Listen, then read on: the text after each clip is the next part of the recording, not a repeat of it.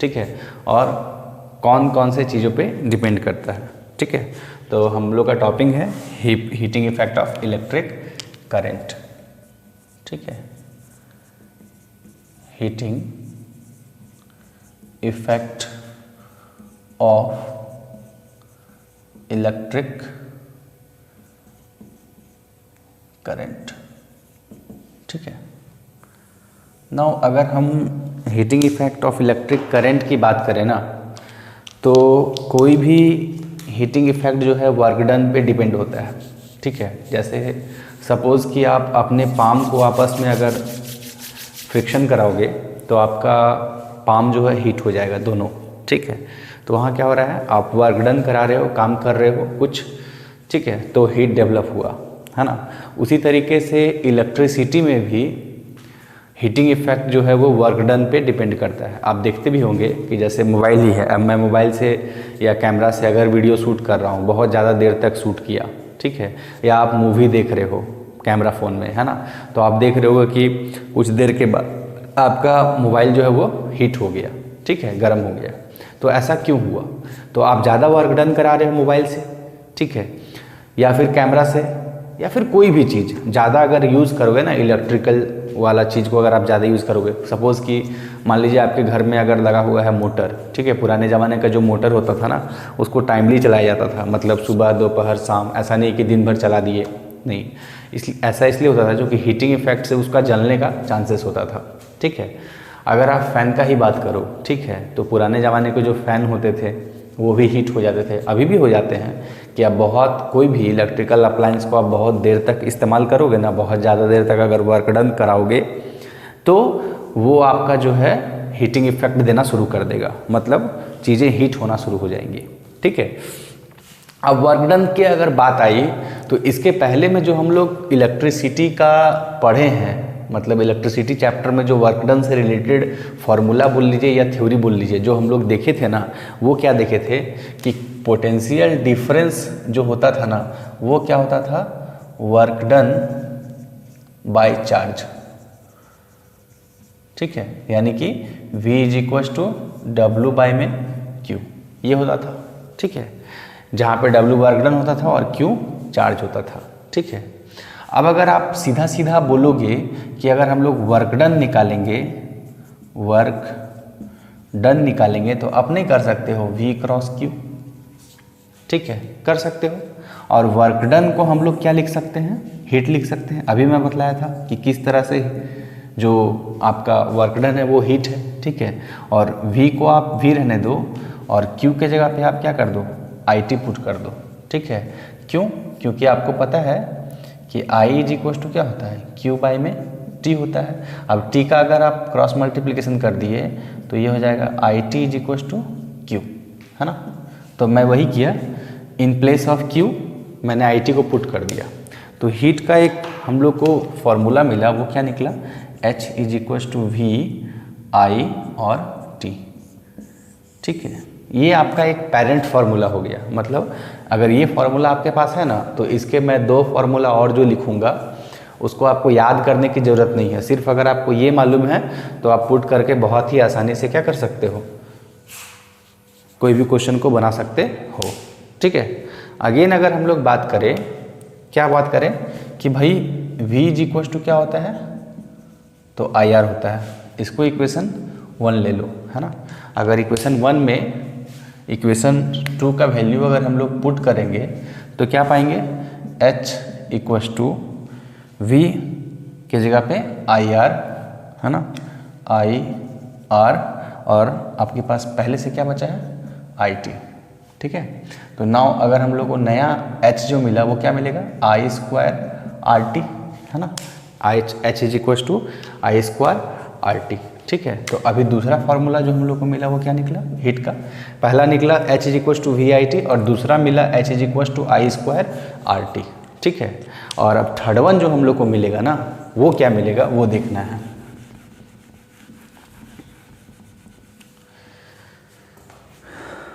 देखिए, आपको पता है कि V = IR होता है ना, तो I क्या हो जाएगा, V/R हो जाएगा, है ना। तो तो अगेन अब हम लोग आई स्क्वायर के जगह पे वी अपॉन आर पुट कर दें, ठीक है, तो आई के जगह अगर आप वी अपॉन आर पुट करो तो इसका होल स्क्वायर और ये आपका हो जाएगा आर और ये हो जाएगा आपका टी। तो एच इज इक्वल टू क्या आ गया आपका V square by R square multiplied by R multiplied by T. यहाँ से आर आर कट गया तो न्यू फार्मूला आपको जो मिला वो क्या मिला वी स्क्वायर आर और मल्टीप्लाई में टी, ठीक है, वी स्क्वायर आर मल्टीप्लाई में टी।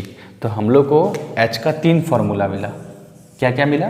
पहला तो मिला H is equal to V I T, यानी कि पोटेंशियल डिफरेंस का मल्टीप्लाई करेंगे इलेक्ट्रिक करंट का या मल्टीप्लाई करेंगे टाइम के साथ। दूसरा फार्मूला क्या मिला? इलेक्ट्रिक करंट का स्क्वायर मल्टीप्लाई करेंगे रेसिस्टेंस के साथ फिर उसको टाइम के साथ। और तीसरा फार्मूला क्या मिला? पोटेंशियल डिफरेंस का square by resistance multiplied by में टाइम, ठीक है। लेकिन ये तीनों फार्मूला मेन ये पेरेंट फार्मूला यही है। फिर हमने अलग अलग तरीके से ओम्स लॉ का यूज़ करके और वैल्यू को पुट किया तो हम लोग को 3 फार्मूला मिल गया। इस तरीके से ये 3 जो है heating effect of electric current जो है वो 3 फार्मूला से आप क्या कर सकते हो, निकाल सकते हो, ठीक है। लेकिन जो इसमें जो मेन चीज़ है ना वो क्या है? Joules law of heating, joules law of heating, ठीक है, वो क्या है वो भी देखते हैं। इन्हीं 3 फार्मूला में से जो सेकंड वाला फार्मूला था वो हम लोग को देता है जूल्स लॉ ऑफ हीटिंग, ठीक है, वो हम लोग को क्या देता है? जूल्स लॉ ऑफ हीटिंग, ठीक है। तो आइए देखते हैं जूल्स लॉ ऑफ हीटिंग क्या होता है। जूल्स लॉ ऑफ हीटिंग, ठीक है।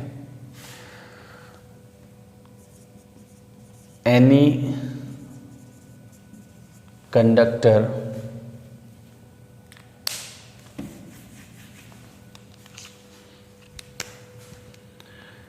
in any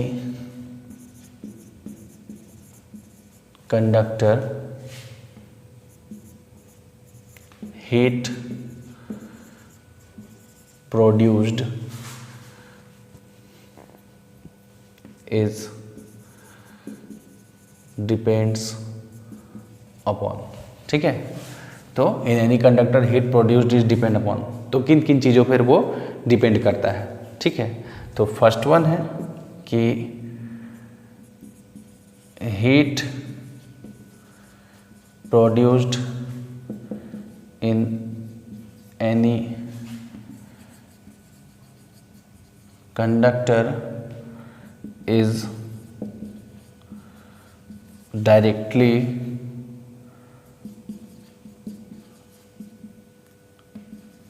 proportional to square of electric current, ठीक है। यानी कि हीट जो प्रोड्यूस होता है ना वो इलेक्ट्रिक करंट के स्क्वायर के डायरेक्टली प्रोपोर्शनल होता है, ठीक है। यानी कि H is directly proportional to I square, ठीक है। ये फर्स्ट लॉ है जूल्स का। सेकंड क्या है कि heat produced in any conductor is directly proportional to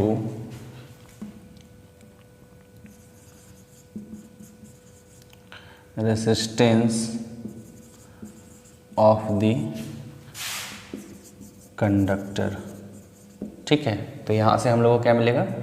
H is directly proportional to R, ठीक है। और अगेन जो थर्ड पॉइंट है वो क्या है आपका?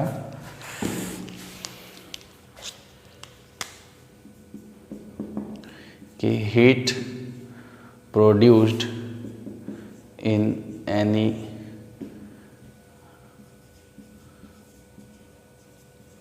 conductor is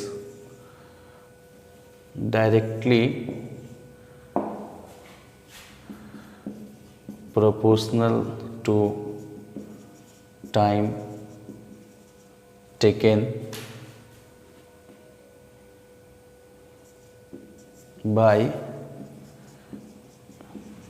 electric current. ठीक है, यानी कि जूल्स लॉ ऑफ हीटिंग के अनुसार किसी भी कंडक्टर का हीट जो था ना वो इन 3 बातों पे डिपेंड करता था। क्या क्या? फर्स्ट वन जो था वो था कि square of the electric current के डायरेक्टली प्रोपोर्शनल होता है हीट। ठीक है, जितना अगर मान लीजिए हीट प्रोड्यूस हो रहा है ना किसी भी ज़्यादा कंडक्टर में, तो आपको ये चीज़ मान के चलना है कि उसका इलेक्ट्रिक करंट जो है वो उसका स्क्वायर में बढ़ रहा है। यानी आप अगर स्क्वायर में इलेक्ट्रिक करंट को बढ़ाइएगा तो हीट बहुत ज़्यादा प्रोड्यूस होगा, और दोनों एक दूसरे के क्या है? डायरेक्टली प्रोपोर्शनल है। दूसरा, किसी भी कंडक्टर में जितना ज़्यादा रेसिस्टेंस होगा उतना ज़्यादा हीट डेवलप होगा, या जितना ज़्यादा हीट डेवलप होगा उतना ज़्यादा रेसिस्टेंस होगा। और थर्ड जो है वो क्या है कि किसी भी कंडक्टर में आप किसी भी कंडक्टर को जितना टाइम तक आप यूज़ करिएगा उतना हीट क्या होगा? प्रोड्यूस होगा। ठीक है, और अब इन तीनों इक्वेशन को, इक्वेशन 1, इक्वेशन 2 और इक्वेशन 3, ठीक है, तीनों को अगर मिला दिया जाएगा ना तो एक नया चीज़ हम लोग को मिलेगा। वो क्या मिलेगा कि H equals to H is directly proportional to K I square R और T। ठीक है, और K यहाँ पे क्या है? आपका प्रोपोर्शनलिटी का कांस्टेंट है। ठीक है, K क्या है? कांस्टेंट है। ठीक है, तो H इज इक्वल टू क्या हो जाएगा? अगर कांस्टेंट की जगह अगर हम लोग पुट कर दे 1 तो हम लोग क्या मिलेगा? I square RT। ठीक है, तो हम लोगों को ये दो फॉर्मूला मिला, H is equal to I square RT। Actually में इसी को जूल्स लॉ ऑफ हीटिंग बोला जाता है। ठीक है, बहुत बार CBSE के एग्जाम में पूछा है कि right the joules law of heating.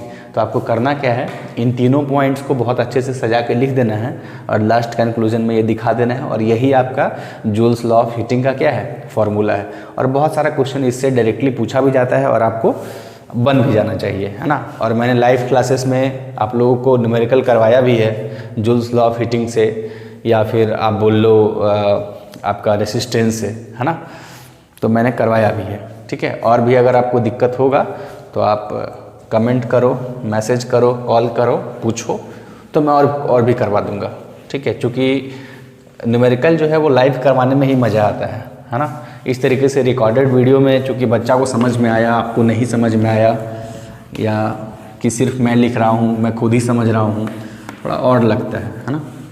तो इसलिए जो लोग जुड़े हुए हैं मुझसे बहुत अच्छी बात है, जो लोग नहीं जुड़े हैं वो आप एलवीडो के ऐप के माध्यम से आप मुझसे जुड़ सकते हैं, जुड़िए, है ना, तब ना मज़ा आएगा। चलिए, heating effect of electric current के बाद हम लोग अब जो देखेंगे वो देखेंगे इलेक्ट्रिकल एनर्जी के बारे में। ठीक है, इलेक्ट्रिकल एनर्जी के बारे में। तो इलेक्ट्रिकल एनर्जी, ठीक है, या इलेक्ट्रिक एनर्जी क्या होता है, तो अभी इसके पहले मैं जो आप लोगों को बतलाया, ठीक है, क्या बतलाया था मैं आप लोगों को? Heat produced in an electrical circuit. ठीक है, तो मैंने जो heat produce in electrical circuit के बारे में बतलाया था, एक्चुअली में हीट जो होता है ना वही एनर्जी होता है। हीट और energy both are same thing, है ना। तो वही हम लोग का जो work done, heat work done पे डिपेंड करता था, और वहाँ पे वर्क डन का फॉर्मूला क्या आया था? VIT। ठीक है, तो एनर्जी भी आपका VIT के इक्वल